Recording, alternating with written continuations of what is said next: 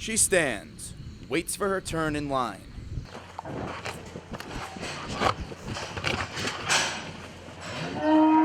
Silver Spring Farm at full throttle.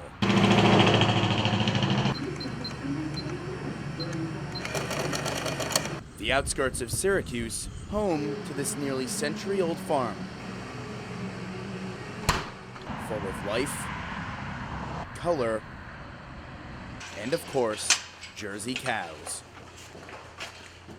Family operated, this local farm is proud to represent Central New York, but with last year's drought, money became tight, expenses rose, and even the slightest cent made the biggest difference.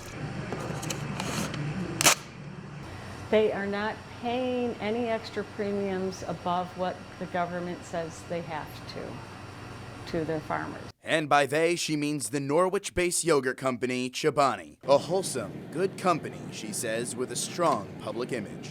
But the public doesn't know everything like they don't about any business. Currently, the market sets the minimum price of milk. But during a shortage, if a company wants more milk, the best way for them to do it is to dig deep into their pockets and offer an over-order premium. Milk now is around $18 or $19, maybe $20.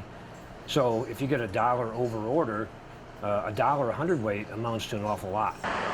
An awful lot, which is awfully needed. In fact, just last year, the farm spent $40,000 on hay alone. There's a $40,000 swing in our budget that obviously we didn't have. And if given a chance to have a formal sit-down with the CEO of Chobani, Chuck Luxinger, would be honest. We make about 5,000 pounds of milk a day from Jersey cows. It's higher in protein, and you know that makes more yogurt.